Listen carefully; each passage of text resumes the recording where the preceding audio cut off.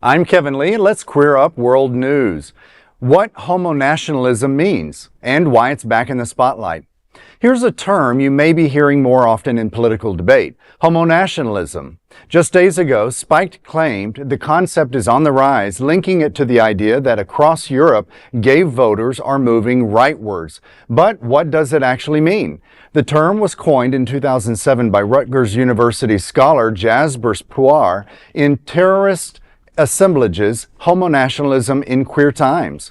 Broadly, it refers to the selective acceptance of LGBTQ plus people to promote nationalist agendas. The Oxford Encyclopedia of Communication defines it as the growing embrace of LGBT rights by mostly Western nations, alongside the complicity of some LGBTQ plus groups with nationalist politics. Puar developed the idea while analyzing how the U.S. framed its war on terror using pro-LGBTQ plus rhetoric to portray Muslim-majority nations as inherently homophobic, despite limited LGBTQ plus rights at home. Scholars note that homonationalism often prioritizes white, cisgender gay men while marginalizing trans people, non-binary people, and queer people of color. The rhetoric has appeared in global conflicts, including Russia's invasion of Ukraine and Israel's war in Gaza. In 2023, Israel's official Twitter account posted images captioned, quote, "the first ever pride flag raised in Gaza," end quote, despite same-sex marriage remaining illegal in Israel. Scholars warn that the concept should be examined alongside colonialism, racism, and class, not sexuality alone. You know, this is, what a word. I didn't even know this word existed, but when I read it and broke it down, I realized it's all about the nationalist agenda, which we're dealing with right now in America with our own political stuff. And so I had to look it up, and really at the core of it is xenophobia, right? It's racism, it's imperialism, and it's a fear of people of other origins, meaning other countries, right?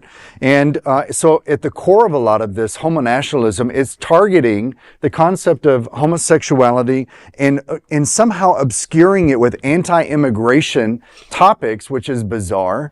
And, you know, it's downplaying what we're dealing with here in America with our country's homophobia that is ongoing, right? And it's also a distraction technique because it's on the political front and I just feel like it's so unacceptable. It's so inappropriate. It's so inhuman. And I'm just not living for it. But if you don't know what homonationalism is, just look at the perfect examples of the U.S. war on terror and also Israel's pinkwashing of all that rhetoric that they were espousing, especially with a flag. You know, pretty awful. Yeah. Well, now we have a name for what Peter Thiel, Richard Grinnell, and Scott Besant are. They're homonationalists. Now we know what to call them. Now you know what to call them, right? You're actually going to call them effing homonationalists. You know, I think as an LGBTQ community, as someone in the community, you know, I see a lot of people that, you know, are broken people like myself, you know, and we're all trying to, you know, be better in ourselves and really put our best foot forwards and really try to elevate ourselves. And, you know, there's a group of people that feel that they're better than that. And it's like that they've had no problems. And, you know, and I've seen that. And it just really, really aches at me because it's just, you know, not everybody walks away from a childhood or from a home life situation, wherever it is, completely unscarred. So to not have any compassion for anybody within your own community really speaks a lot of you. You know, it goes beyond that. So, hearing this new word. They have no pets.